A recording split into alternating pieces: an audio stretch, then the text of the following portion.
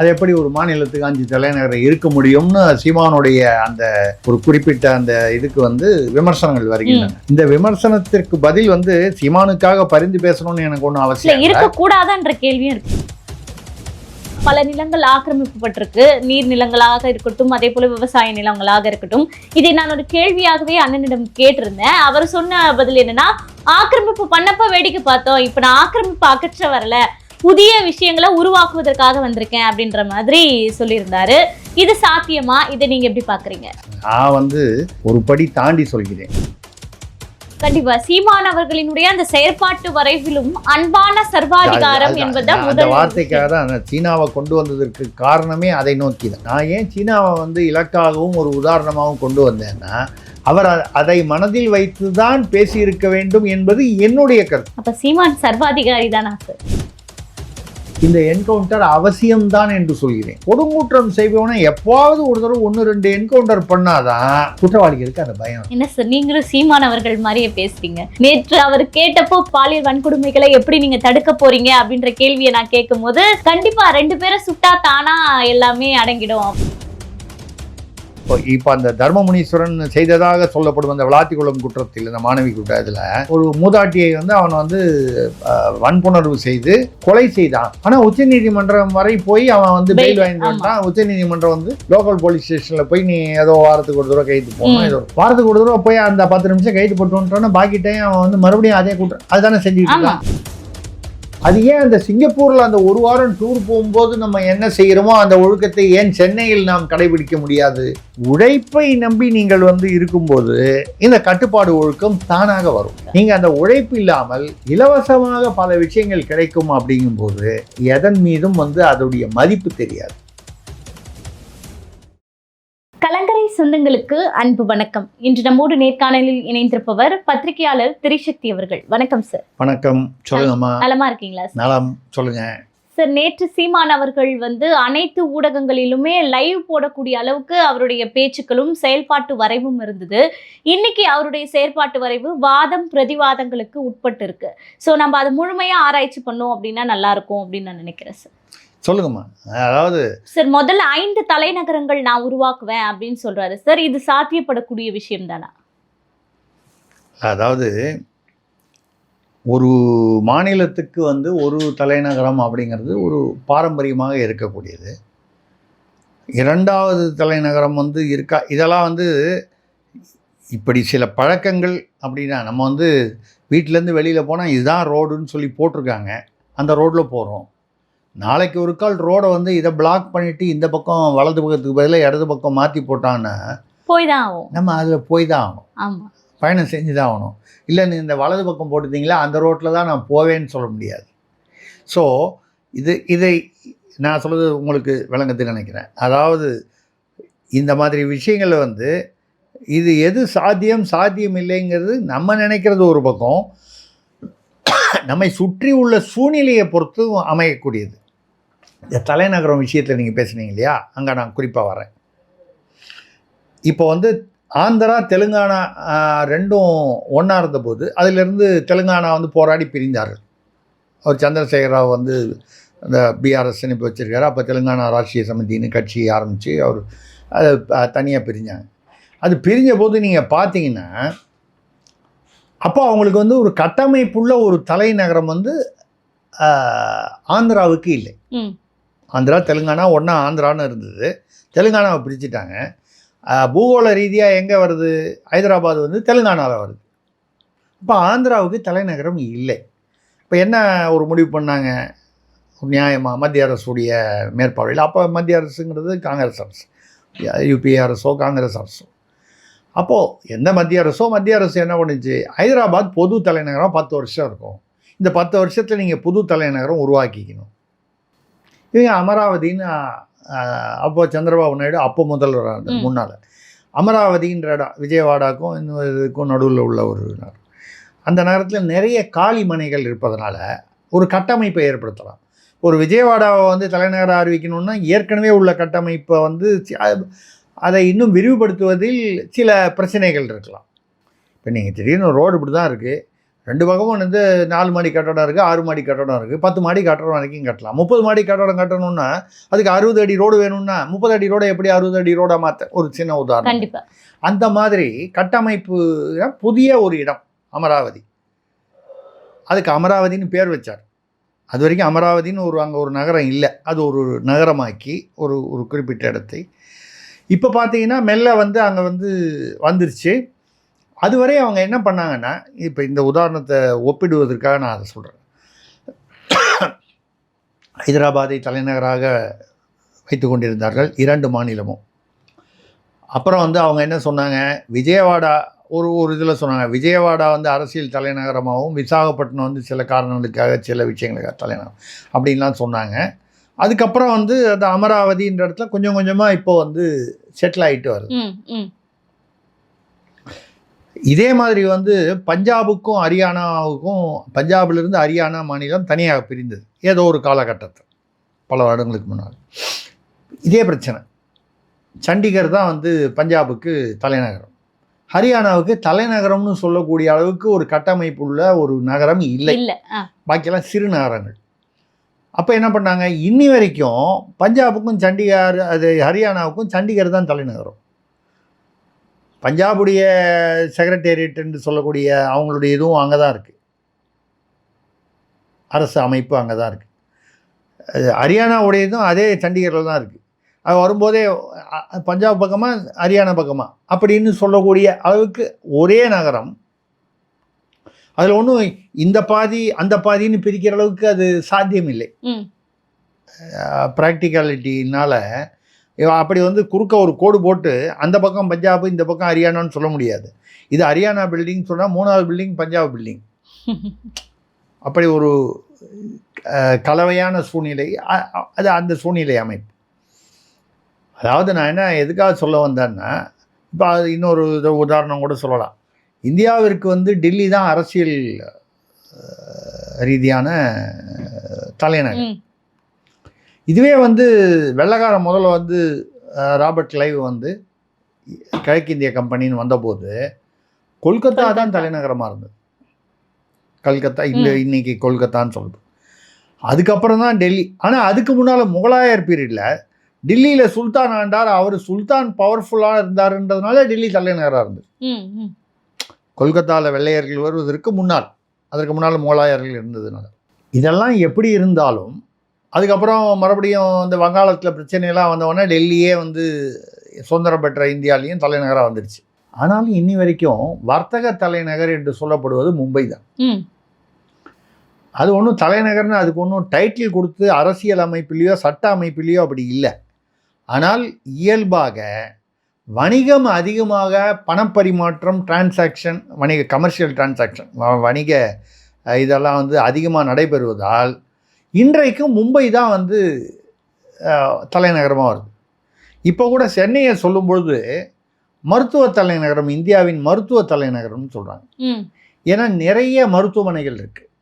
நம்ம சொல்கிறது வந்து பெரிய மருத்துவமனைகள், பிரபலமான மருத்துவமனைகள், பெருமை பெற்ற மருத்துவமனைகள். பாகிஸ்தான்லேருந்து கூட வந்து இங்கே வந்து ஒரு சிறுமிக்கு வந்து ஹார்ட் ஆப்ரேஷன், ஒரு உதாரணமாக சொல்கிறேன். அது மாதிரி எங்கேருந்தோ வெளிநாடுகள்லாம் வந்து சென்னைக்கு வராங்க. இது ஒரு மருத்துவ. இப்போ நீங்கள் பெங்களூர் எடுத்துங்க, அந்த ஐடி இண்டஸ்ட்ரி பெருசாக வந்தபோது, நல்லா வளர்ந்து வந்தபோது, இப்போ சாஃப்ட்வேர் இண்டஸ்ட்ரி, பெங்களூரை வந்து ஐடி கேபிட்டல் அப்படின்னு சொல்லப்பட்டது.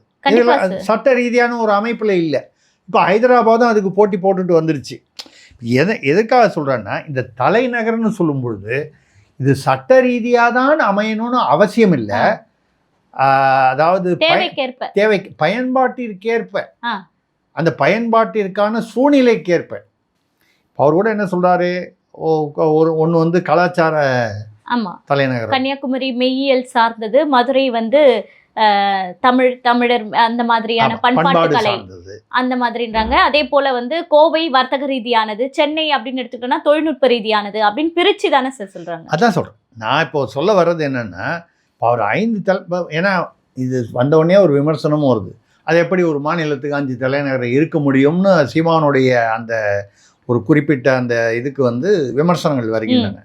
இந்த விமர்சனத்திற்கு பதில் வந்து சீமானுக்காக பரிந்து பேசணும்னு எனக்கு ஒன்றும் அவசியம் இல்லை. இருக்கக்கூடாதான்ற கேள்வியும் இல்லை, இருக்கு. நான் அதான் என்ன சொல்கிறேன்னா, இப்போவுமே அப்படி வந்து இருக்கு.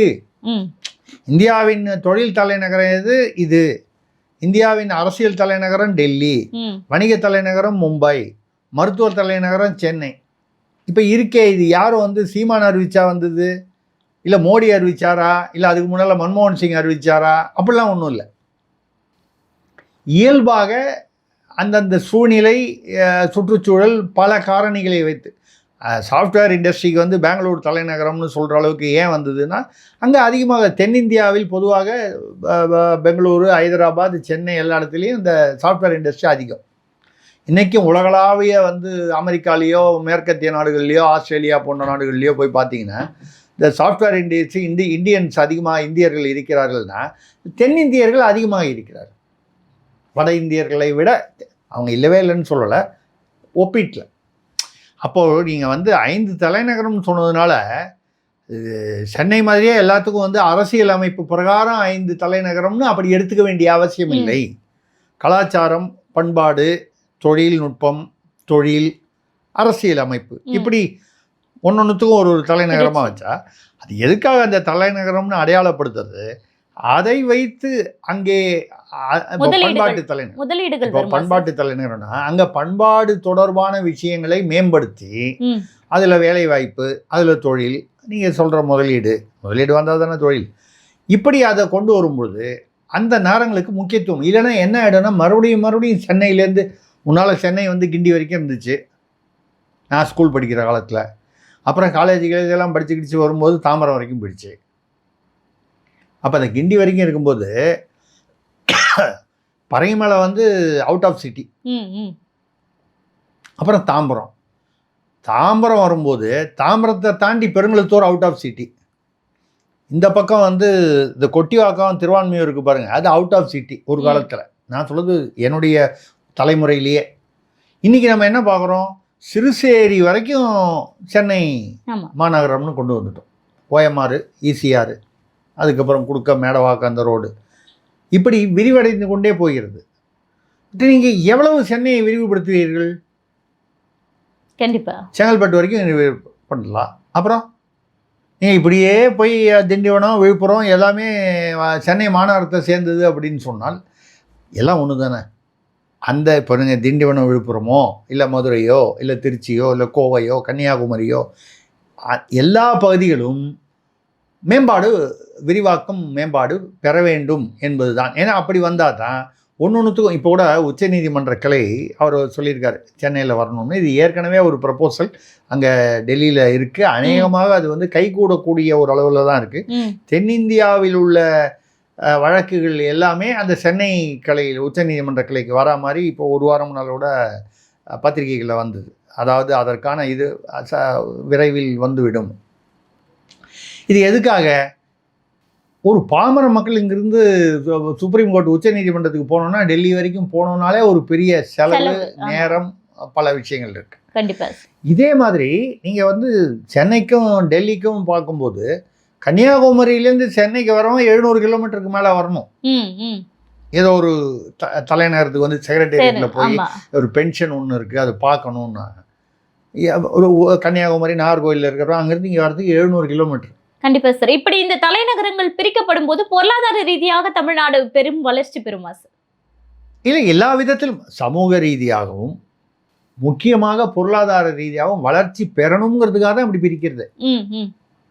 இப்படி பிரிக்கிறது என்னன்னா, வளர்ச்சி என்பது மறுபடியும் சென்னையை சுற்றியே அமைந்து இல்லாமல், சென்னை வளரக்கூடாதுன்னு அர்த்தம் இல்லை. சென்னை மட்டுமே வளரக்கூடாது, வளர்ந்து பயனில்லை, மற்ற பகுதிகளும் வளர வேண்டும் என்பது. அதனால் என்னை பொறுத்த வரைக்கும் அதில் ஒன்றும் தவறு இல்லை. அதனால் வந்து அரசியல் அமைப்பு பிரகாரம் வந்து 5 சென்னையின் தலைநகரம் என்ன அப்படின்னு பள்ளிக்கூடத்தில் வந்தால் 5 தலைநகரம் பேரை சொல்கிற மாதிரி வந்துடும், குழந்தைகளுக்கு குழப்பம் வரும்லாம் விமர்சனம் அதெல்லாம் என்னை பொறுத்தவரை அதிகப்படி விமர்சனங்கள். அதாவது இதை இந்த கண்ணோட்டத்தில் தான் நான் பார்க்க வேண்டும் என்பதற்காக அதை குறிப்பிட்டேன். கண்டிப்பா சார். இன்னொன்று பார்த்தீங்கன்னா, புதிய நீர்நிலைகளை உருவாக்குவேன், அதே போல விவசாயம் செய்வதற்கான தற்சார்பு பொருளாதாரத்துக்கு ஏற்ற புதிய தொழிற்சாலைகள் எல்லாமே அமைத்து தற்சார்பு பொருளாதாரம், ஏற்றுமதி இறக்குமதி எல்லாமே செய்யக்கூடிய வகையில தமிழ்நாட்டை மேம்படுத்துவேன் அப்படின்ற ஒரு வாக்குறுதியை கொடுத்திருக்காரு சார். அதுவும் இப்போ வந்து குறிப்பா பல நிலங்கள் ஆக்கிரமிக்கப்பட்டிருக்கு. நீர் நிலங்களாக இருக்கட்டும், அதே போல விவசாய நிலங்களாக இருக்கட்டும். இதை நான் ஒரு கேள்வியாகவே அண்ணனிடம் கேட்டிருந்தேன். அவர் சொன்ன பதில் என்னன்னா, ஆக்கிரமிப்பு பண்ணப்ப வேடிக்கை பார்த்தோம், இப்ப நான் ஆக்கிரமிப்பு அகற்ற வரல, புதிய விஷயங்களை உருவாக்குவதற்காக வந்திருக்கேன் அப்படின்ற மாதிரி சொல்லியிருந்தாரு. இது சாத்தியமா? இதை நீங்க எப்படி பாக்குறீங்க? இல்லை, அதாவது முதல்ல வந்து என்னை பொறுத்த வரைக்கும் ஆக்கிரமிப்பை வந்து அகற்றணும். நான் வந்து ஒரு படி தாண்டி சொல்கிறேன். ஏன் அப்படின்னு கேட்டால், புதிய நீர்நிலைகளை உருவாக்குவேன் என்பது வரவேற்கத்தக்கது. ஏன் அதை வரவேற்கணும்னா, அதுதான் வந்து உடனடியாக செய்யக்கூடியது. நான் வந்து வானத்தை வில்லாக வளைப்பேன் என்று யார் வேணாலும் சொல்லலாம். வானம் வசப்படும் அப்படின்னு கவிதையில் எழுதலாம். ஆனால் முதல்ல நம்ம வீட்டில் அது மேலே இருக்குது பாருங்க, அது இந்த லாஃப்ட் மாதிரி இருக்குது, அதில் உள்ளதை நம்ம எட்டி எடுக்க முடியுமான்னு பார்க்கணும். வானம் வசப்படும்னு கவிதை எழுதுகிறவங்கலாம் கூட இதை வந்து ஸ்டூல் போட்டு ஏறினா தான் வந்து மேலே உள்ளதை எடுக்க முடியும். நம்ம வந்து இயல்பு வாழ்க்கையில் சொல்லுவோம். அந்த வகையில் முதலில் நம்ம செய்யக்கூடிய ஆக்கிரமிப்புகளை அகற்ற வேண்டும் என்பது என்னுடைய கருத்து. ஆனால் அது வந்து ஒரே நாளில் அப்படியெல்லாம் நான் வந்து அகற்றிவிட முடியாது என்பது இயல்பான சூழ்நிலை. ஏனென்றால் இந்த ஆக்கிரமிப்பு செய்வதற்கு அரசியல் கட்சிகளில் பல கட்சிகள் வந்து அவர்களே அரசியல்வாதிகளே காரணமாக இருந்திருக்கிறார்கள். அரசு அதிகாரிகளே வந்து காரணமாக இருந்தார்கள். அது லஞ்ச லாவண்யங்கள் எல்லா விஷயமும் இருக்குது. எங்கெல்லாம் ஏரி இருந்துச்சோ, நான் பள்ளிக்கூடம் படிக்கும்போது இது வந்து ஆதம்பாக்கம் ஏரி அது அப்படின்னு சொல்லி நினச்சி தண்ணியே இருக்குது அப்படின்னு நினச்சிட்டு இன்றைக்கி அங்கே போய் பார்த்தா இங்கேருந்து ஏரி என்ன ஆச்சு அப்படின்னு பார்த்தா எல்லாமே கட்டடமாக இருக்குது. நீர்நிலைகள் வந்து நான் சொல்கிறது ஒரு உதாரணம். எல்லா இடங்கள்லையும் இப்படி தான் இருக்குது. நான் சென்னையில் சொல்லும்போது இதே எல்லா ஊர்களையும். அப்போது இந்த ஆக்கிரமிப்பை வந்து அகற்றுவது என்பது சொல்வது எளிது, செய்வது கடினம். ஏன்னா ஆல்ரெடி அங்கே மக்கள் வாழ ஆரம்பித்து விட்டார்கள். அதில் பாதிக்கப்பட்டது மக்களாக தான் இருக்கும் அதிகமாக. அதாவது தவறு செய்தது அரசியல்வாதி அதிகாரியாக இருக்கலாமே தவிர, இப்போ பிளாட்டு போட்டு விற்றுட்டாங்க ஏரியை. ஒரு உதாரணத்துக்காக சொல்கிறேன். ஆதம்பாக்கம் ஏரியோ, வேறு ஏதோ ஒரு போரூர் ஏரியோ, இல்லை ஏதோ ஒரு மதுராந்தகம் ஏரியோ, ஏதோ ஒரு ஏரியை பிளாட்டு போட்டு விற்றுட்டாங்க. தப்பு, குற்றம். ஆனால் செய்யப்பட்டு விட்டது. வீடு வாங்கினவெல்லாம் யார்? மக்கள், அப்பாவி மக்கள். இது குற்றம்னு தெரியாது, தவறு என்று புரியாது. நீர்நிலையை தான் முன்னால் ஏரியை வந்து போட்டாங்கன்னா, அவன் கவர்மெண்ட்லேயே பிளாட்டு போட்டு விற்கிறாங்க அப்படின்னா அதை அனுமதி கொடுக்குறாங்கன்னா தப்பு என்ன இருக்குது? அவன் வந்து ஒரு 10 வருஷமாவோ 20 வருஷமாவோ அதுக்கான சொத்து வரி கட்டிக்கிட்டு இருப்பான், நீர் வரி கட்டிக்கிட்டு இருப்பான். அப்படி இருக்கும்போது அவனை திடீர்னு வந்து நீங்கள் வீட்டை இடிச்சிட்டு வெளியே போன்னு சொன்னால் ஆக்கிரமிப்பிடலான்னா இது வந்து சாத்தியத்துக்கு அப்பாற்பட்டது. அதனால தான் அவர் வந்து என்ன சொல்கிறாருன்னா, இந்த அதை அகற்ற மாட்டேன்னு சொல்வதை விட அகற்றுவது கடினம் என்கிற அர்த்தத்தில் சொன்னதாக நான் எடுத்துக்கொள்கிறேன். புதியதாக நீர்நிலைகள் என்பது எளிதாக செய்ய முடியும். நீங்கள் நடக்கவே நடக்காத ஒரு விஷயத்தை செய்யறேன்னு சொல்லி ஒரு ஒரு இது வந்து நீட் தேர்வை வந்து நாங்கள் விளக்குறோம், இல்லை கச்சத்தீவை மீட்கிறோம் அப்படின்னு சொல்லுது. அது வேற. அது சொல்லிக்கிட்டே இருக்கலாம், அடுத்த 100 வருஷத்துக்கு சொல்லலாம். கச்சத்தீவு என்றைக்கோ கொடுத்தது இன்னும் இன்னி வரைக்கும் மீட்கிறதுக்கு என்ன முயற்சி நடந்திருக்கு? நான் ஒரு உதாரணத்துக்காக சொல்கிறேன். ஆனால் சார் ஒரு தேர்தல் வாக்குறுதியில் வந்து கச்சத்தீவை மீட்போம், நீட் தேர்வு உச்சநீதிமன்றம் சொல்லிடுச்சு, இனிமேல் வந்து கேள்வியே இல்லை, நீட் தேர்வு உண்டுன்னு. அதனால் உள்ள பலன்களையும் தமிழ்நாடு வந்து நல்ல பலன்களையும் பெற்றிருக்கிறது. முன்னால் வந்து 50 லட்சம் கொடுத்து வாங்கிட்டு இருந்த மெடிக்கல் சீட்டு இன்றைக்கி வந்து ஒரு ஏழை மக்களுக்கு வந்து அந்த நீட் தேர்வு பாஸ் பண்ணதுனால கிடைக்கக்கூடிய ஒரு வாய்ப்பு கிடைக்குது. இதுக்கு முன்னால் அவனுக்கு வாய்ப்பு 50 லட்சம் கொடுத்தாதான். 50 லட்சம் எவ்வளோ? எல்லாருக்கிட்டையும் 40 லட்சம் 50 லட்சம் எங்கே இருக்குது? எம்எஸ்ன்னு இருக்கு இல்லையா, அதாவது மருத்துவத்தில் வந்து முதுநிலை கல்வி 2 கோடியிலேருந்து 3 கோடிக்கு போகும். கண்டிப்பாக 2 கோடி 3 கோடியும் அதாவது வரி கட்டாத கள்ளப்பணம், கருப்பு பணம். அதை தாண்டி இப்போது வந்து யார் வேணாலும் அதை பெறலாம். ஒரு கூலி தொழிலாளி மகளுக்கு கிடைக்கிறது, ஒரு ரிக்ஷாக்காரர் மகனுக்கு, ஆட்டோ ஓட்டுபவருடைய மகனுக்கு கிடைக்கிறது. அவர்களெல்லாம் வந்து படித்து ஒரு மருத்துவர் ஆகிறார், அது மாதிரிலாம் வருது அப்படின்னு சொன்னால் அதுதானே வந்து. ஆனால் அதை வந்து இப்போ அது எடப்பாடி அவர்கள் இருக்கும்போது அதில் வந்து 7.5% வந்து அரசு பள்ளியிலிருந்து வரவங்க கொடுக்கணும். ஏன்னா அரசு பள்ளியில் கல்வித்தரம் வந்து தனியார் பள்ளி அளவுக்கு இல்லை என்பது ஏற்றுக்கொள்ளக்கூடிய, அதாவது நாம் வந்து மறுத்தாலும் இயல்பான உண்மை அதுதான். அப்படின்னு வரும்பொழுது நீங்கள் அதோடைய பலனை பார்க்கும்போது வித்தியாசம் பார்த்தீங்கன்னா அன்றைக்கி இது அந்த அந்த சட்டம் வருவதற்கு விதிமுறை வருவதற்கு முன்னால் மொத்தம் வந்து தமிழ்நாட்டில் அரசு பள்ளியிலிருந்து மருத்துவக் கல்லூரிக்கு போனது வந்து 7 பேர் 8 பேருக்குள்ள, அதாவது சிங்கிள் டிஜிட், ஒற்றை இலக்கம். இன்றைக்கி 600-700 பேர் போகிறாங்க. அப்போ இதனால் பலன் வந்ததா இல்லையா என்றால் வந்திருக்கிறது என்பது வந்து கண்கூடான சாட்சி.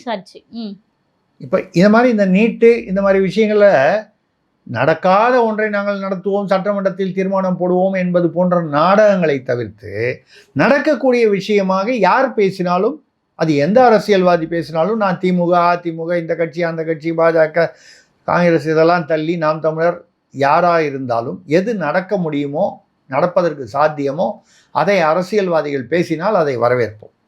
அந்த வகையில் புதிய நீர்நிலைகள், இதுக்கு உதாரணமாக நீங்கள் வந்து ஜெயலலிதா அவர்கள் அம்மையார் வந்து ஆட்சி புரியும் போது அவங்க தான் என்ன சொன்னாங்க, மழைநீர் தேக்கம்னு ஒன்று கொண்டு வந்தாங்க. ஒரு வீட்லேயும் நீங்கள் வந்து மாடியில் வந்து ஒரு தொட்டி கட்டணும், மாடியிலையோ இல்லை எங்கேயாவது ஒரு பொருத்தமான இடத்துலையோ. அப்போ மழைநீர் பெய்யும்போது அங்கே வந்து அப்படி செய்யும்போது 2, அந்த மழைநீர் தேக்க தொட்டியிலிருந்து அந்த நீரை நீங்கள் பயன்படுத்தலாம். பொதுவாக மழைநீர் வந்து பொதுவாக நிலத்தடி நீரை விட வானத்திலிருந்து வரும் நீர் வந்து கொஞ்சம் சுத்தமாக இருக்கும். 1.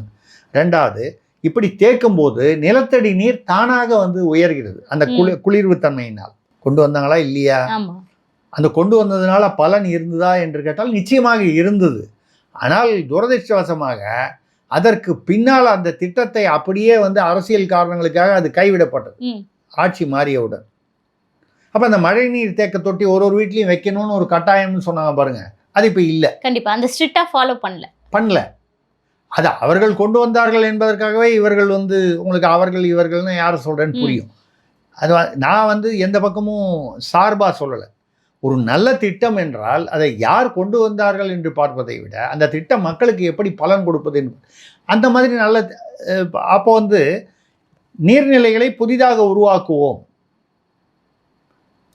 இப்போ திமுக அரசில் நான் வந்து அதாவது கட்சி சார்பற்று தான் பேசுகிறேன் என்பதற்காக இந்த குறிப்பிட்ட உதாரணத்தை சொல்கிறேன். கிண்டி ரேஸ் கிளப் இருந்தது இல்லையா, குதிரை ரேஸ் கிளப்.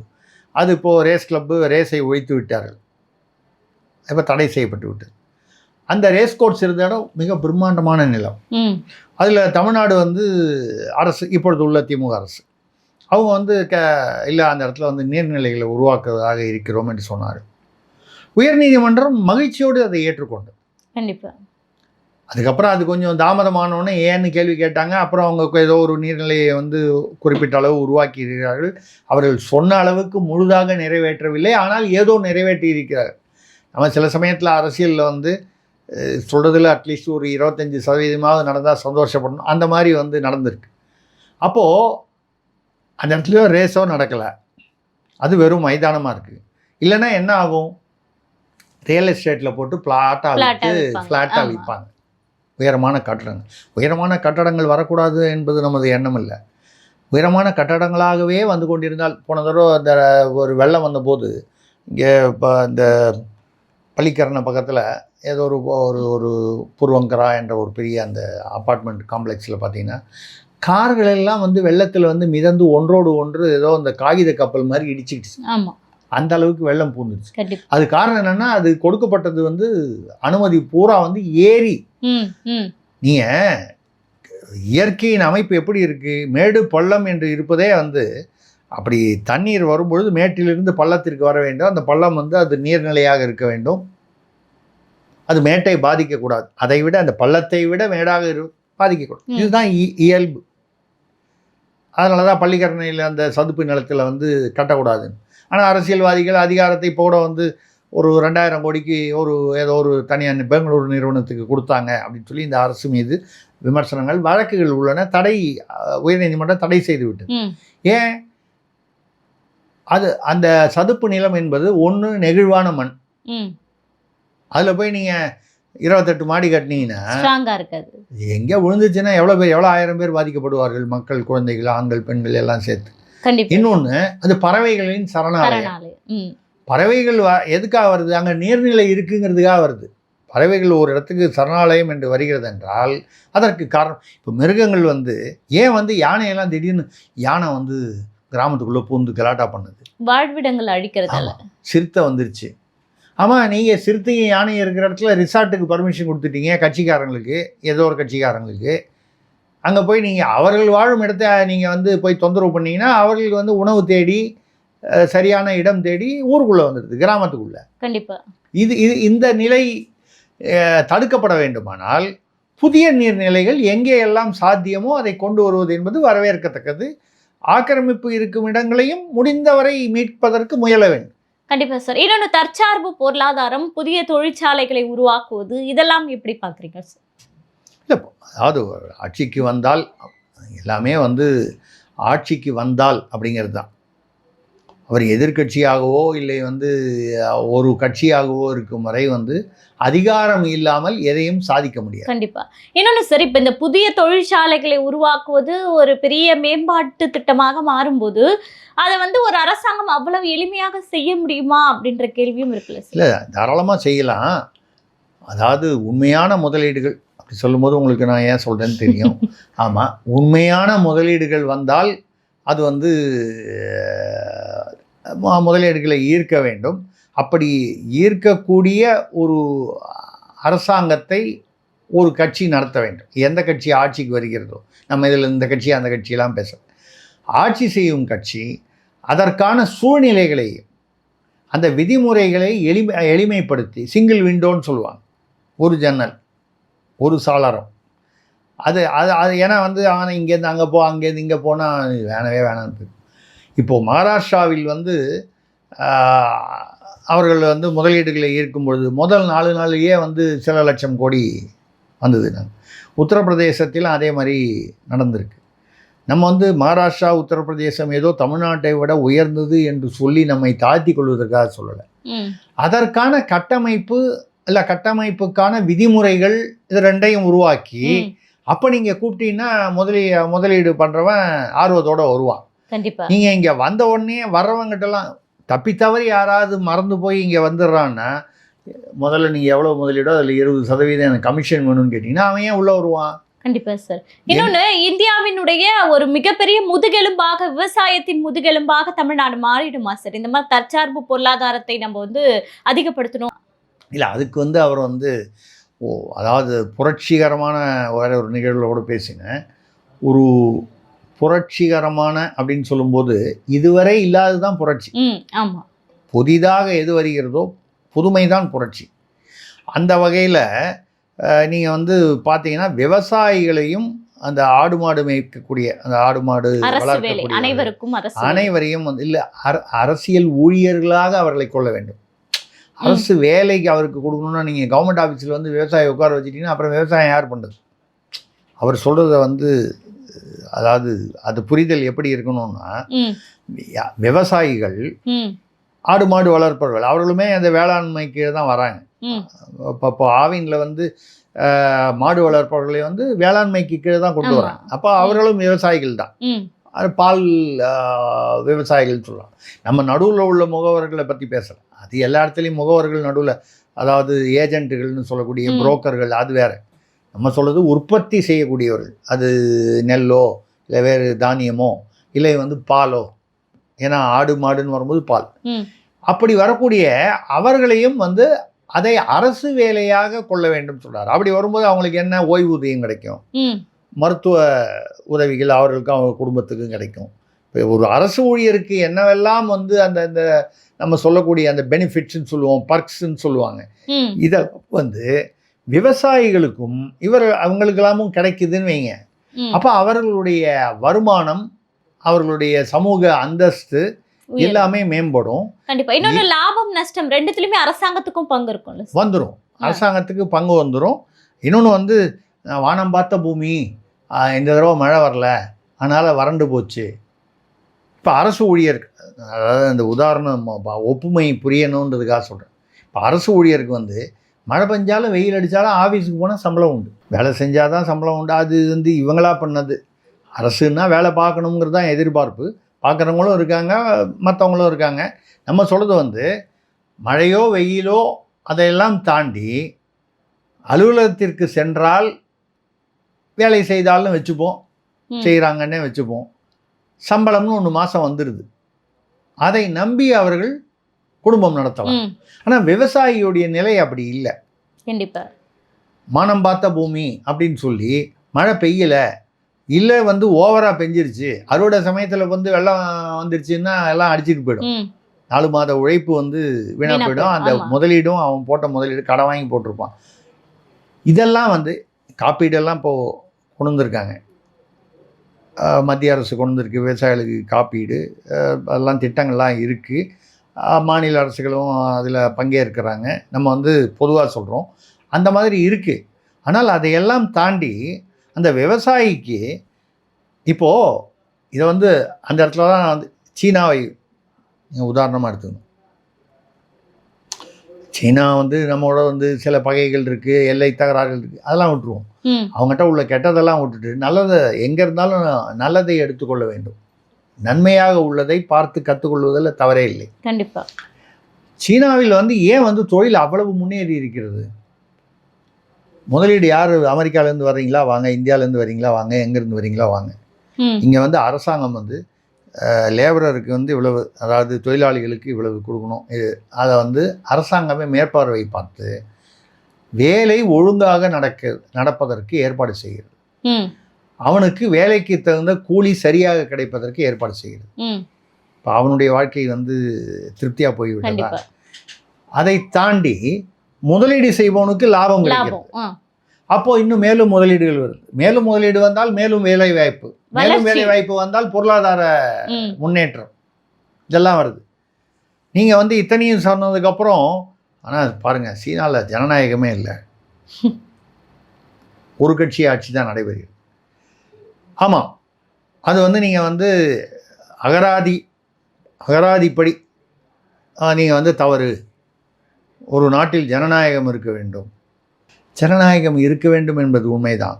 அதாவது இங்கிலீஷில், ஆங்கிலத்தில் சொல்வதானால் ஃப்ரீ வேற, ஃப்ரீ ஃபார் ஆல்ங்கிறது வேற.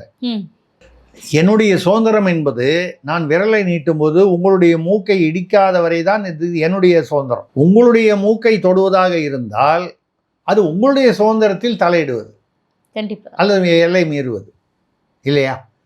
அப்போ சுதந்திரம் என்பதற்கும் ஒரு எல்லை இருக்கிறது, சில கட்டுப்பாடுகள் இருக்கின்றன. கட்டுப்பாடற்ற சுதந்திரம் என்பது தான் ஃப்ரீ ஃபார் ஆல். யார் வேணாலும் என்ன வேணாலும் எதை வேணாலும் செய்யலாம் அப்படிங்கிறது வந்து ஜனநாயகமோ சுதந்திரமோ அல்ல. கண்டிப்பா சீமான் அவர்களினுடைய அந்த செயற்பாட்டு வரைவிலும் அன்பான சர்வாதிகாரம் என்பது அந்த வார்த்தைக்காக தான் சீனாவை கொண்டு வந்ததற்கு காரணமே அதை நோக்கி தான்.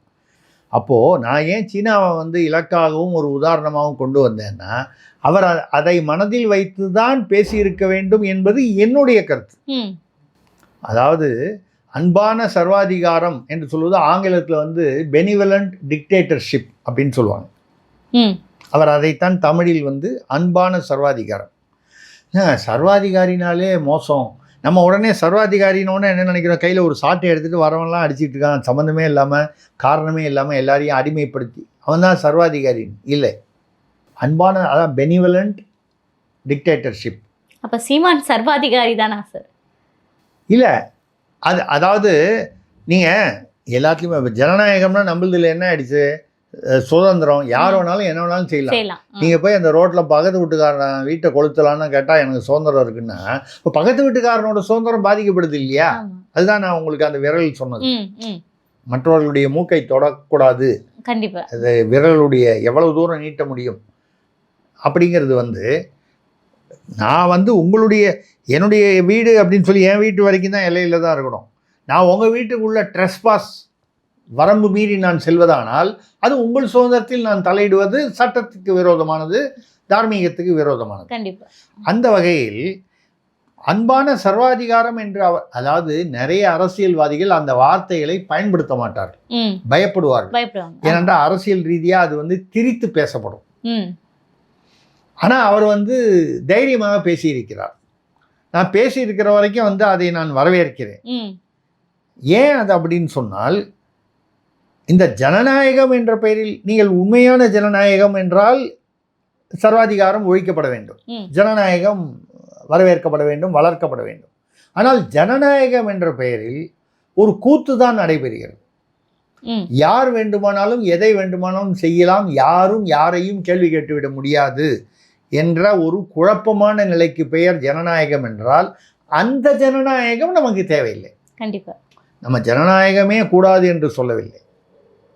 ஜனநாயகம் என்ற பெயரில் நடக்கக்கூடிய அந்த நடைமுறைப்படுத்தக்கூடிய அநீதிகள் இவைதான் ஜனநாயகம் என்று சொல்லப்படுமானால் அந்த ஜனநாயகம் நமக்கு தேவையில்லைன்னு சொல்கிறோம். அது மாதிரி வரும்போது இதுக்கு வந்து ஒரு சின்ன உதாரணம் சொல்லிடுறேன். நான் இந்தோனேஷியாவில் ஒரு 18 வருடங்கள் இங்கேருந்து போய் அங்கே குடியேறி இருந்தேன். அப்போது இந்தோனேஷியா அதிபருக்கு வந்து ஜனாதிபதிக்கு ஒரு 5 வருடங்கள் மேகவதி சுகர்ணோபுத்திரி அவர்களுக்கு கௌரவ ஆலோசகராகும். அதுக்கு முன்னால் சுகார்த்தோ என்று ஒருவர் வந்து சுமார் 35-40 ஆண்டுகள் வந்து அவரே தான் தொடர்ந்து அதிபராக இருந்தார். அவர் ஒரு சர்வாதிகாரி. நான் சப்ஜெக்டுக்கு வந்துட்டேன். அவரை சர்வாதிகாரி என்ற அந்த நாட்டு மக்கள் அதுக்கப்புறம் ஒரு ஒரு ஒரு கட்டத்தில் வந்து அவருடைய ஆட்சி கவிழ்ந்து மேகவதி சுகர்ணோபுத்திரி அவர்கள், அவர் சுகார்த்தோக்கு முன்னால் சுகார்ணோன்னு ஒருத்தர் இருந்தார், அவருடைய தளபதியாக இருந்தவர் சுகார்த்தோ. அவருக்கு பிறகு இவர் வந்து ஆட்சிக்கு வந்தார். அவருடைய மகள் பிற்காலத்தில் எதிர்க்கட்சி தலைவராக வந்தாங்க. இது அரசியல் வரலாறு. நான் அந்த சுகார்த்தோட ஆட்சி 40 வருட ஆட்சியில் பல நன்மைகள் நடந்திருக்கின்றன, சில தீமைகளும் இருந்திருக்கின்றன. நம்ம எப்போவுமே நன்மைகளை மட்டும்தான் பார்க்கணும். தீமைகளை முடிஞ்சவரை அகற்றுவதற்கு ஏற்பாடு செய்யும். தீமைகளை ஏற்றுக்கொள்ள சொல்லவில்லை, அதை அகற்றி அந்த நன்மைகளை நடக்காமல் இருப்பதற்கு என்ன பாதுகாப்பு முறைகள்னு பார்க்கணும். ஒரு சின்ன உதாரணம் சொல்கிறேன். இது வந்து உதாரணம் வந்து உங்களுக்கு வந்து என்ன இது சட்டத்தை மீறிய உதாரணம். சில சமயங்களில் சட்டத்தை மீறிய இப்போ என்கவுண்டர் பண்ணுறாங்க ஒரு போலீஸில், பாதிக்கு மேலே வந்து பார்த்தீங்கன்னா என்கவுண்டர் என்று சொல்வது வந்து அவன் கொடுங்குற்றம் செய்தான் என்பதற்காக இவர்களாகத்தான். இது நான் வந்து எந்த ஆட்சியில் யாரையும் குற்றம் சொல்லலை, காவல்துறையே குற்றம் சொல்லலை. இந்த என்கவுண்டர் அவசியம்தான் என்று சொல்கிறேன். அதுக்காக யாரை வேணாலும் என்கவுண்டர் பண்ணிடலான்றதும் தவறான விஷயம். கண்டிப்பாக. ஆனால் கொடுங்குற்றம் செய்பவனை எப்போவாவது ஒரு தடவை 1-2 என்கவுண்டர் பண்ணாதான் குற்றவாளிகளுக்கு அந்த பயம். என்ன சார் நீங்களும் சீமான் அவர்கள் மாதிரியே பேசுறீங்க. நேற்று அவர் கேட்டப்போ பெண்கள் பாதுகாப்பை, அதாவது பாலியல் வன்கொடுமைகளை எப்படி நீங்க தடுக்க போறீங்க அப்படின்ற கேள்வியை நான் கேட்கும் போது கண்டிப்பா 2 பேரை சுட்டா தானா எல்லாமே அடங்கிடும் அப்படின்னு பேசிட்டு அவர் வந்து இங்கிருந்து சொல்றாரு இல்லையா. நான் இதை 18 வருஷம் வெளிநாட்டில் போய் அதை அனுபவப்பட்டு சொல்றேன். ஏன் வந்து கருத்து ஒத்த கருத்தாக அமைகிறது என்றால் அந்த இலக்கை நோக்கி நம்ம வந்து எண்ணம் இருப்பதால். ஏன்னு கேட்டால் நீங்கள் வந்து ஒரு நம்மளுடைய சட்ட பிரகாரம் ஒரு குற்றவாளியை வந்து பிடிச்சி நீங்கள் போட்டிங்கன்னா 15 நாளில் பெயிலில் வந்துடுறான். பெயிலில் வந்துட்டு மறுபடியும் ஒரு தடை வாங்கிடுவான், ஒரு மேல்முறையீடு போவான்.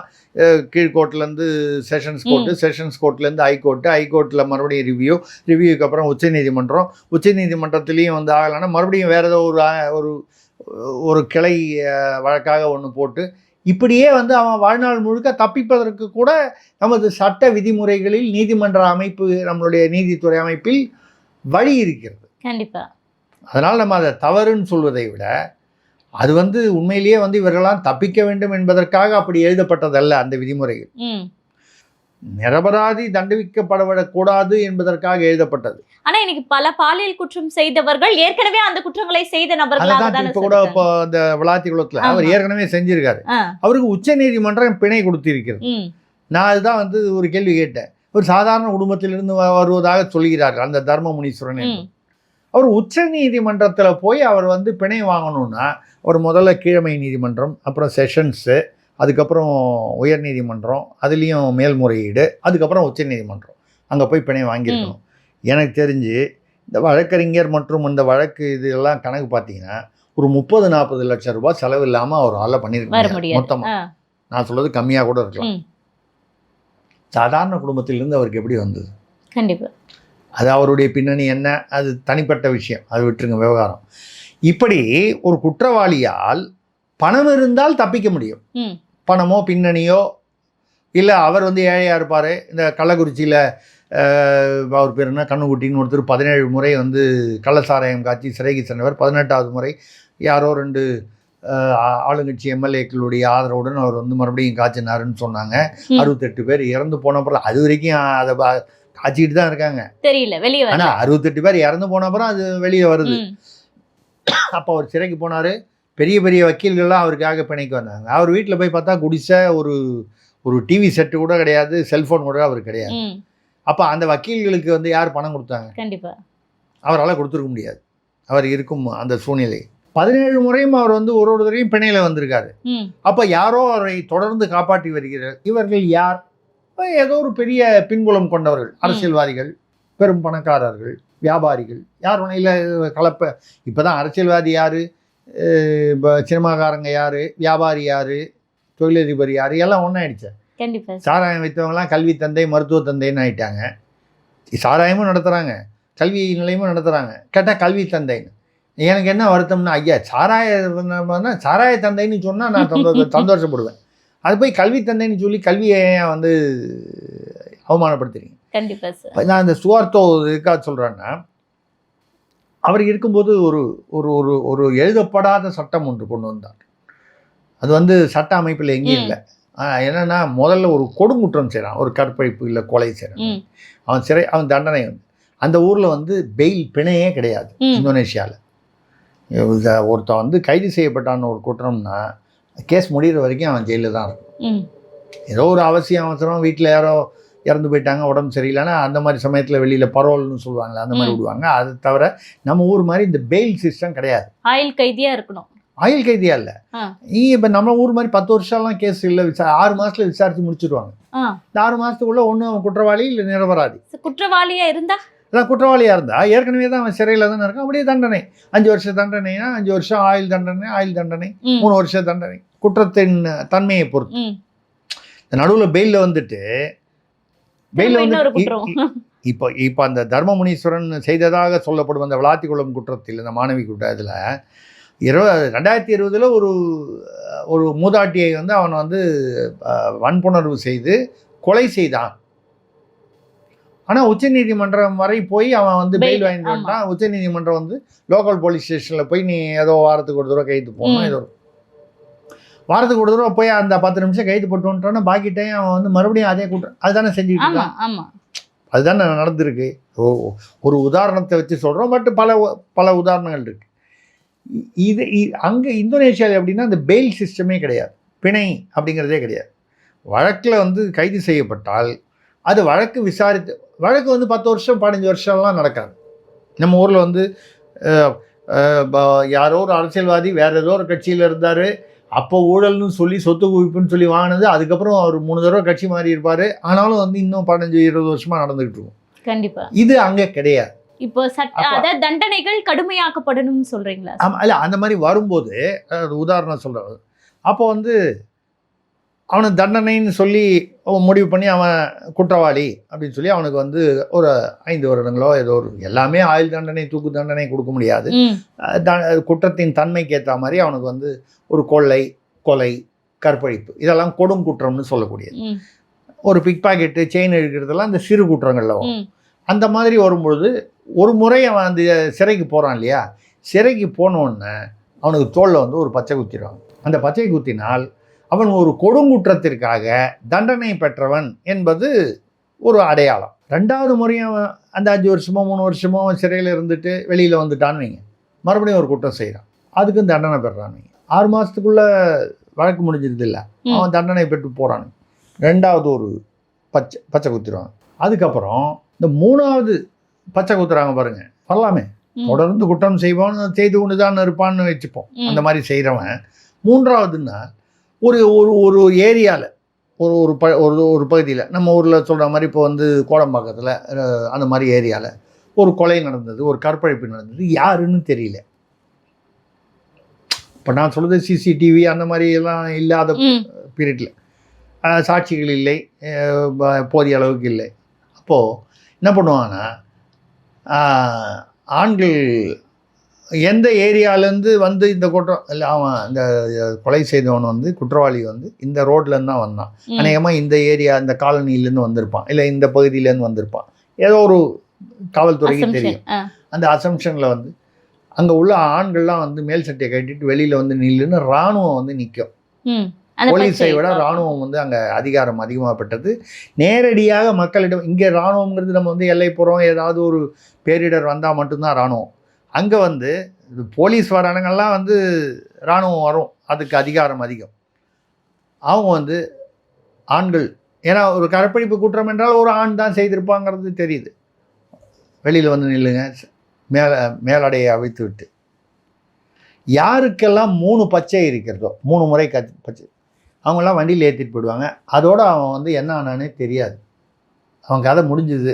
நம்ம தமிழ்நாட்டில் மெட்ராஸில் சொல்லும்போது இல்லை தென் தமிழ்நாட்டில் சொல்லும்போது சோழி முடிஞ்சுமா, சோழி முடிஞ்சு. அவன் சுட்டாங்களா, சுட்டு கொண்டு போய் கடலில் போட்டாங்களா தெரியாது. அவன் குற்றவாளியாகவும் இருக்கலாம், அவன் இந்த குற்றத்தில் சம்மந்தம் இல்லாதவனாகவும் இருக்கலாம். ஆனால் என்ன 3 இருக்குது. இது வந்து நீங்கள் வந்து ஐயோ இது மனித உரிமை இல்லையா, அவன் வந்து சம்பந்தப்பட்ட அந்த குற்றத்தை அவன் செய்யாமல் இருந்திருந்தால் இது வந்து தவறு இல்லையா, தார்மீக ரீதியான ஆமாம் ஏற்றுக்கொள்ளக்கூடிய ஒரு வாதம். ஆனால் விளைவு என்னன்னு பார்த்தீங்கன்னா இந்த 3 பச்சை வரது பாருங்க, இந்த 3வது பச்சை வரதுக்கு முன்னால் முக்கால்வாசி பேர் திருந்திடுறான். ஏன்னு கேட்டால் இந்த 3வது பச்சை குத்தப்பட்டால் உன் உயிர் வந்து போயிடும். எந்த நேரமும் அது வந்து கேரண்டி இல்லை. கண்டிப்பா எவனோ ஒருத்தன் தப்பு பண்ணான்னா ஒன்றை தூக்கிட்டு போய் போட்டுருவாங்க இராணுவத்தில். அப்போ என்ன 2 வரைக்கும் வந்து அவன் கொஞ்சம் பார்த்துக்கலாம் அப்படின்னு இருப்பான். 3வது வருது அப்படின்னு வந்துரும்னாலே திருந்திடுவான். அதையும் மீறி 3 இருந்ததுன்னா அப்போ நீங்கள் வந்து தார்மீக ரீதியாக ஒரு நிரபராதி வந்து கொல்லப்பட்டான், தண்டனை பெற்றான், அது தவறு அப்படின்னு சொன்னால் ஒரு கண்ணோட்டத்தில் அது ஏற்றுக்கொள்ளக்கூடியது என்றால் கூட இது வந்து சமுதாயத்தில் ஒரு பயத்தை உருவாக்கியது. கண்டிப்பாக 3 தடவை பச்சை குத்திட்டான்னா நம்ம வந்து லைஃபே முடிஞ்சு போச்சு. கண்டிப்பாக என்றைக்கு வேணாலும் காலையில் வந்து எவனோ எங்கேயோ பண்ண குற்றத்தை கூட நம்ம தண்டிக்கப்படலாம். அப்போது நம்ம அந்த 3வது குற்றம் செய்யக்கூடாதுன்னு சொல்லி எங்கேயோ திருந்தலாம் பாருங்க. இதோடைய விளைவு அதுதான். இப்போ இதை நீங்கள் வந்து அந்த இராணுவத்தின் சர்வாதிகாரம், அவருடைய அந்த சர்வாதிகாரியின் வந்து ஆதிக்கம் அப்படின்னு நீங்கள் விமர்சனம் பண்ணலாம். விமர்சனம் எந்த பக்கத்துலேருந்து பண்ணலாம். ஆனால் சமுதாயத்தில் விளைவு எப்படின்னா குற்றங்கள் குறைந்தன. கண்டிப்பாக ஒழுக்கம் போதிக்கப்பட்டது. ஒழுக்கம் வந்து அது ஒரு அழுத்தம் மூலமாக அது கொண்டு வரப்பட்டது. நீங்கள் மதம்னு ஒன்று எதுக்காக வச்சாங்க அப்படின்னு சொல்லி பார்த்தீங்கன்னா முற்காலத்தில் எந்த மதமாக இருக்கட்டும் மனிதன் ஒழுக்கமாக இருக்க வேண்டும் என்பதற்காக சில கட்டுப்பாடுகள் சில விதிமுறைகளை வைத்து மதம் என்ற பெயரில் கொண்டு வந்தார். கண்டிப்பாக நம்ம கடைசியில் என்ன பண்ணிட்டோம், பொதுவாக நான் எந்த மதத்தையும் தனியாக குறிப்பிடாமல் சொல்கிறேன், எல்லா மதத்துக்கும் பொதுவாக சொல்கிறேன், அந்த கட்டுப்பாடுகளையும் விதிமுறைகளையும் விட்டுவிட்டு இந்த மதத்தில் உள்ள ஏதாவது சில சம்பிரதாயம் பழக்க வழக்கம் இருக்குது பாருங்கள், அதை மட்டும் கெட்டியாக பிடிச்சிட்டு ஏன் மதம் ஓ மதம்னு அடிச்சுக்கிட்டு இருக்குமே தவிர அந்த மதங்கள் என்ன காரணத்திற்காக சொன்ன அப்படிங்கிறது மறந்து போச்சு. இல்லை நம்ம வந்து அதை நினைக்க தயாராக இல்லை. அது மாதிரி தான் அன்பான சர்வாதிகாரி என்று சொல்லும்போது இந்த சுகார்த்தோவை நீங்கள் வந்து அவர் சர்வாதிகாரின்னா 40 வருடங்கள் அவர் ஆண்டார். மக்கள் அவரை ஃபாதர் ஆஃப் தி நேஷன் என்று கொண்டாடினார்கள். சர்வாதிகாரி, ஒரு சர்வாதிகாரியை மக்கள் சர்வாதிகாரி என்று தூற்றாமல் ஃபாதர் ஆஃப் டெவலப்மெண்ட், முன்னேற்றத்தின் தந்தை, ஃபாதர் ஆஃப் தி நேஷன், தேசத்தின் தந்தை என்று கொண்டாடினார்கள். ஏன் சர்வாதிகாரியை கொண்டாடுகிறார்கள்? குற்றம் குறைகிறது, கண்டிப்பாக ஒழுக்கம் சமுதாயத்தில் அதிக அதாவது ஒழுக்கமாக வந்து சீராக வந்து இந்த சமுதாயத்தை நடத்தி செல்வதற்கு ஒரு பாதையை அமைத்து கொடுக்கிறார். அதாவது எல்லா இடத்துலையும் அந்த மாதிரி உதாரணங்கள் வந்து செல்லுமா, இந்தியாவில் அந்த சட்ட அமைப்புகளில் வந்து செல்லுமா, நான் அந்த ஒப்புமைக்க சொல்லலை. சில இடங்களில் அதற்கு பெயர் நீங்கள் சர்வாதிகாரம் என்று சொல்லுங்கள், இல்லை என்ன வேணாலும் சொல்லுங்கள், அப்படிப்பட்ட சாட்டை எடுக்க வேண்டிய அவசியம் இருக்கிறது. கண்டிப்பாக எல்லாமே அன்பாக வந்து இப்போ போலீஸ்காரர் எல்லாருமே வந்து இப்போ நீங்கள் வந்து விசாரிக்கும் போது ஒரு குற்றவாளியை கூட்டு போய் விசாரிக்கும் போது அவர் மீது அவரை அடிக்கக்கூடாது, அவரை வந்து எதுவும் வந்து அவர் மனம் நோகும்படி பேசக்கூடாது அப்படின்னு ஒரு விதிமுறை கொண்டு வந்தால் அதில் என்ன பிரயோஜனம்? அது எப்படி எந்த பலனை உருவாக்கும்? யாராவது ஒரு குற்றவாளியை குற்றம் சாட்டப்பட்டவனை உட்கார வைத்து ஐயா தங்கள் மீது குற்றம் சாட்டப்பட்டது, உண்மையை சொல்லிவிட்டீர்கள், ஆனால் மிக்க நன்றி சொல்லவா போகிறேன்? 4 தட்டு தட்டினாத்தான் சொல்லுவான். இது இயல்பு தானே. அப்போ அந்த தட்டு 4 தட்டு தட்டுறது அப்படின்னு சொல்லும்போது அது வன்முறை அல்லவா, அது அரசாங்க வன்முறை அல்லவா, அது சர்வாதிகாரம் அல்லவா என்றால் யாரை தட்டுகிறார்கள்? விதிமீறலை செய்பவர்களை தட்டுகிறார்கள். அங்கே தான் வந்து அந்த சர்வாதிகாரத்திலும் அன்பான சர்வாதிகாரம் என்பது என்னன்னா, நமக்கு வேண்டியவர் வேண்டாதவர் என்று பார்த்து, வேண்டாதவனை பார்த்து அவன் தப்பே பண்ணலைன்னா கூட அவனுக்கு தண்டனை கொடுத்தோ இல்லை அவனை கொடுமைப்படுத்துவதோ அது சர்வாதிகாரம். சட்டத்தை மீறுபவன், விதியை மீறுபவன், சமுதாயத்திற்கு எதிரியாக இருப்பவன், சமுதாயத்தைக்கு வந்து அபாயத்தை உருவாக்குபவனை நீங்கள் வந்து தண்டனை கொடுப்பதோ, சட்டபூர்வமாக கொடுப்பதோ, இல்லை வேறு வழியாக கொடுப்பதோ அது வந்து அன்பான சர்வாதிகாரம். கண்டிப்பா சார். இன்னொன்னு பாத்தீங்கன்னா, அனைவருக்கும் அதாவது மருத்துவம், கல்வி, தூய குடிநீர் இது நான் இலவசமா கொடுப்பேன் அப்படின்ற ஒரு வாக்குறுதியை முன்வைக்கிறாரு. பூரண மதுவிலக்கு அப்படின்ற ஒரு விஷயத்தையும் அவர் முன்வைக்கிறாரு. இதை எப்படி பாக்குறீங்க? எந்த அரசியல் கட்சியும் இதை ஒரு வாக்குறுதியாக இதுவரை சொன்னது கிடையாது.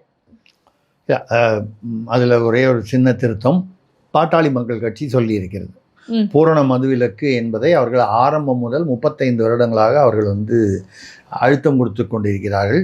ஆனால் வந்து அவர்கள் ஆட்சிக்கு வர முடியவில்லை என்பதால் அது வந்து வெறும் ஒரு ஒரு கட்சியின் வாக்குறுதியாகவே நின்றுவிட்டது. ஆனா அனைவருக்கும் சமமான கல்வி, தரமான மருத்துவம் அது சொன்னது இல்லை. நான் சொன்னது மதுவிலக்குன்னு நீங்க சொன்னதுக்கு நான் பதில் சொல்லிட்டேன். அதாவது இதுதான் முதல் கட்சி. ஏன்னா நம்ம வந்து சீமான் சொன்னார், அதை வரவேற்கிறோம். அதே சமயத்தில் வந்து ஏற்கனவே சொன்னவர்களையும் நம்ம வந்து அடையாளப்படுத்த வேண்டும், அதுதான் முறை என்பதால் வந்து சொல்றேன். அதனால் வந்து அது ராமதாஸ் ஐயா அவர்களுடைய காலத்திலேயே, அன்புமணி அவர்கள் வந்த போதும் சரி, பாமகவில் இப்போவும் பார்த்தீங்கன்னா மதுவிலக்கு, பூரண மதுவிலக்கு. அவர்கள் ஆட்சிக்கு வர முடியவில்லை ஒரு காலம், அதனாலேயே அவர்கள் ஆட்சிக்கு வர முடியவில்லையான்னு தெரியல. சரி, அது எப்படியா இருந்தாலும் அது அவர்கள் சொல்லியிருக்கிறார்கள். அந்த பூரண மதுவிலக்கு என்பதை வரவேற்க வேண்டும். மதுவிலக்குன்னு சொல்லும்போது மது மட்டுமில்ல, மதுவை விட மோசமான இந்த கஞ்சா மற்ற போதை வஸ்துக்கள் அதுதான் முதல்ல போகணும். ஏன்னா நான் கூட நிறைய இடங்களில் பேசுவேன், இந்த மது வந்து 30 வருஷமாக இருக்குது. அதனால் நான் வந்து மதுவை வந்து ஏற்றுக்கொண்டதாக சொல்லவில்லை. மது கூடாது என்பது தான் என்னுடைய கருத்து. அதே சமயத்தில் 30 வருடமாக இல்லாத வந்து குற்றங்கள் வந்து கடந்த 5 வருடங்களில் அதிகமாக இருக்கிறது என்று காரணம் என்னென்னால், மது அல்லாத போதைப் பொருட்கள், அதாவது கஞ்சா, இப்போ என்னமோ சொல்கிறாங்க மெட்ஸ், ஹெரோயின், கூல்லிப் என்னமோலாம் சொல்கிறாங்க. இப்போ ஒரு அரசியல் தலைவர் ஒருவரையே அவருடைய கட்சியிலிருந்து புதிதாக வந்த ஒரு அரசியல் தலைவரை அவருடைய கட்சியிலிருந்து விலகி சென்று ஏதோ ஆளுங்கட்சியில் சேர்ந்த ஒரு துணை நடிகை, ஒரு அம்மையார், யாரை சொல்கிறேன்னு உங்களுக்கு புரிஞ்சிருக்கும். அவங்க வந்து என்ன சொல்கிறாங்கன்னா, ஒரு தலைவர் வந்து மதுவுக்கு அடிமையானவர், இந்த கூல்லிப் அப்படின்னு ஒன்று இருக்குது போல இருக்குது. எல்லாம் பசங்கள்லாம் சொல்லி தான் நமக்கு தெரியுது. இந்த கூல்லிப்புன்னு அது சாப்பிடாம அவர் வந்து ஒரு மேடையில் கூட போய் பேச மாட்டார் அப்படி என்று புதிதாக வந்து அந்த தலைவரை பற்றி பேசுகிறார் ஒரு புதிய கட்சி. சரி, அது அவர்கள் சொல்வது உண்மையா இல்லையா நமக்கு தெரியாது. நம்ம அதோடைய உறுதித்தன்மை ஏதோ அவர் வந்து ஒரு காழ்ப்புணர்ச்சியோடு கூட சொல்லியிருக்கலாம் அப்படிங்கிற ஒரு இது நம்ம விட்டுருவோம். அதை தள்ளிவிட்டு பார்த்தால், மதுவை விட ஏன் வந்து இது வந்து போதைப்பொருள் வந்து சொல்லும்போது நான் வந்து சொல்கிறேன்னா, மது வந்து பரவாயில்ல, உடம்புக்கு நல்லது அந்த அர்த்தத்தில் சொல்லலை. மது 30 வருடங்களாக இருக்கும்போது மது குடிச்சவன் என்ன பண்ணுறான், ஓவராக மது குடித்தா அவன் பாட்டில் சரக்கு அடிச்சுட்டு மட்டையை அங்கேயே விழுந்துடுறான். அவனால் அவன் குடும்பத்துக்கு பயன் இல்லை. அதே சமயத்தில் அவனால் வந்து யாருக்கும் வந்து எந்தவித பாதிப்பும் இல்லை. ஏன்னு கேட்டால் அவன் விழுந்து கிடக்கான், பிளாட்ஃபாரத்துலேயோ வீட்டு வாசல்லையோ இல்லை வந்து கடை வாசல்லையோ எங்கேயோ ஒரு இடத்துல விழுந்து கிடக்கான். ஆனால் இந்த போதைப் பொருள் சாப்பிடுபவன், இவன் மது சாப்பிட்டான்னா அவன் இப்போ 4 அடி பக்கத்தில் வரும்போதே தெரிஞ்சு போகுது. அவன்கிட்ட கொஞ்சம் பெண்களோ இல்லை மற்றவர்களோ பொதுமக்களோ விலகி போய் விடுவார். தண்ணி அடிச்சிருக்கான், அவன்கிட்ட போய் எதுக்கு பேசிக்கிட்டு அப்படின்னு வந்து விலகி போகலாம். ஆனால் இந்த போதைப் பொருட்கள் சாப்பிட்டான்னா அவன் சாப்பிட்ருக்கான்றது தெரியாது. ஒரு வாசனையிலோ வேறு ஏதோ ஒரு வகையிலோ தெரியாது. அந்த போதைப் பொருள் இவன் வந்து அவனை வந்து செயல் இழக்க செய்து அவனை விழச் செய்து விடுகிறது அநேகமாக. ஆனால் இந்த மற்ற போதைப் பொருட்கள் அவனுடைய மூளையை தூண்டிவிட்டு அவனை கொடூரமான செயல்களை செய்ய வைக்கிறது. இப்போ மதுவை விட போதைப் பொருட்கள், மற்ற போதைப் பொருட்கள் மிக ஆபத்தானவை சமுதாயத்திற்கும் மக்களுக்கும். அதனால் மதுவுக்கு வந்து நம்ம வந்து ஒன்றும் கிரெடிட் கொடுக்கல. இது 2 ஒப்பிடுற, சின்ன கோடு பெரிய கோடு. பெரிய கோடை பார்க்கும்போது இது சின்னதுன்னு சொல்லலாமே தவிர இந்த கோடு பரவாயில்லை இருக்கட்டும்னு நம்ம சொல்லலை. அந்த வகையில் இந்த போதைப் பொருட்களும் சேர்த்து ஒழிக்க வேண்டும். பூரண மதுவிலக்கு என்பது போதைப் பொருட்களையும் உட்படுத்தி வர வேண்டும் என்பது தான் வந்து சொல்கிறது. இலவசத்தை பொறுத்தவரை வெகு நாட்களாக நான் என்னுடைய பத்திரிகையில் தலையங்கமாகவும் பல பிற கட்டுரைகளும் பல வருடங்களாக எழுதி கொண்டிருப்பது, கல்வி மருத்துவத்தை தவிர வேறு எதுவுமே இலவசமாக கொடுக்கக்கூடாது. எந்த கட்சி கொடுத்தாலும் அது தவறு. மிக்சி கொடுக்குறேன், கிரைண்டர் கொடுக்குறேன், ஃபேன் கொடுக்குறேன், அது கொடுக்குறேன், இது கொடுக்குறேன், பணம் கொடுக்குறேன். இருப்பதிலேயே மோசம் பணம் கொடுக்கறது தான் எந்த கட்சி செய்தாலும். இதில் இந்த கட்சி அந்த கட்சி என்று நம்ம வந்து வித்தியாசப்படுத்தல். இதற்காக இலவசம்? அவனுக்கு உழைக்க கற்றுக்கொடு, அவன் பிழைத்து கொண்டு போகிறான். கண்டிப்பா அவன் உழைச்சி பிழைச்சிக்கிறான். அதில் உள்ள ஒரு சுயமரியாதையும் தன்மானமும் பெருமையும் இலவசத்தில் வந்துருமா? கல்வியும் மருத்துவமும் இலவசம். ஏன்னு கேட்டால் அது அவனுக்கு உழைக்க கற்றுக் கொடுப்பது, பிழைக்க கற்றுக் கொடுப்பது. கண்டிப்பா இது இலவசமா இருந்தாலும் ஆனா இப்ப தரமானதாக இல்லைன்றது பெரும் குற்றச்சாட்டா இருக்குல்ல சார். அதை நான் வந்து உலக நாடுகள் எந்த அளவுக்கு முன்னேறி இருக்கு அந்த அளவுக்கு நான் ஒப்பிட்டு கல்வியிலும் மருத்துவத்திலும் முன்னேற்றி காட்டுவேன் தமிழ்நாட்டை அப்படின்னு சொல்றேன். இல்லை, அதாவது நீங்க இலவசமா வந்து இப்போ இவர் வந்து இலவசமாக்குவேன்னு சொல்றாரு, கரெக்டு. பட் இப்பொழுது இலவசமாக இருக்கிறது என்பது வந்து நான் ஏற்றுக்கொள்ளவில்லை. நீங்கள் பொதுவாக சொல்கிறீங்க அந்த கருத்து. இப்பொழுது இலவசமாக இருப்பதாக சொல்லப்படுகிறது, அவ்வளோதான். நீங்கள் ஒரு அரசு மருத்துவமனைக்கு போய் பார்த்தா தான் தெரியும்.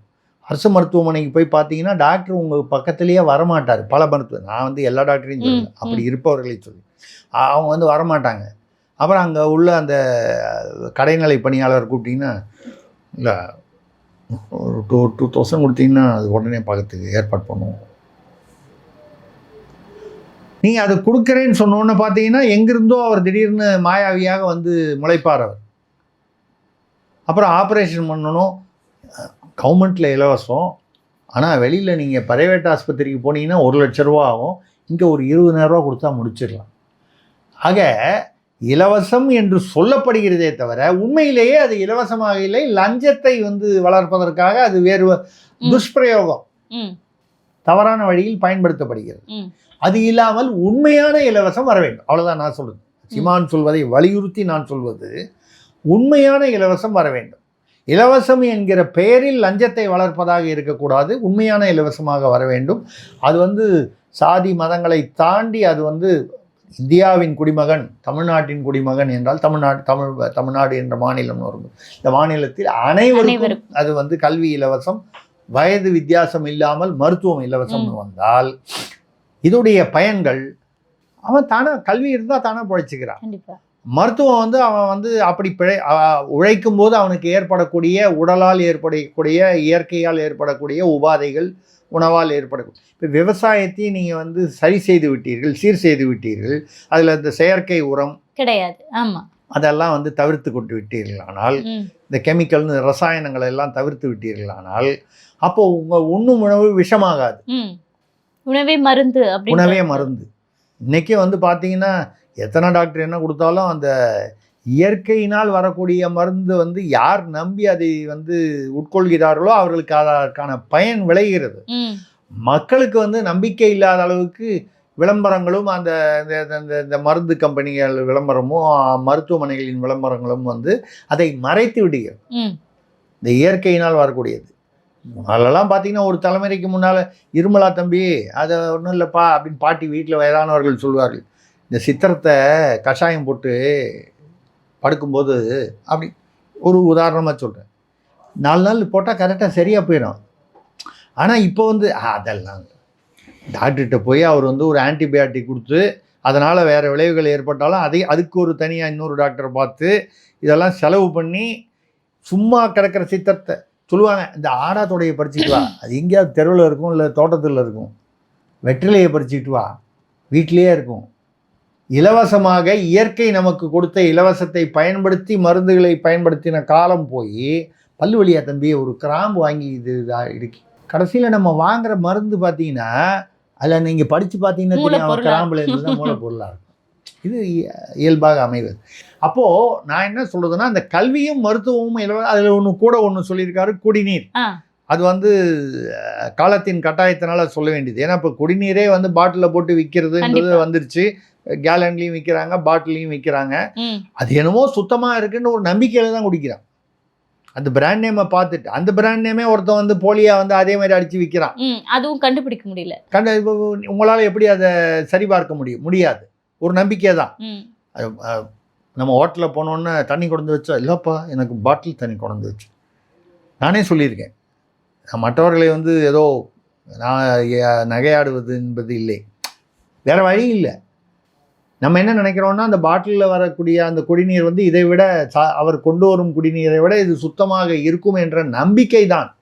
அதுவுமே வந்து கள்ளத்தனமாக ஏதோ ஒரு இந்த போலி ஸ்டிக்கரோடு வந்துச்சுன்னு வைங்க, அதுக்கு அவர் முதல்ல கொடுத்ததே காசு இல்லாமல் கொடுக்குறதே வந்து நல்லதாக இருக்கும். தெரியாது, நம்ப முடியவில்லை.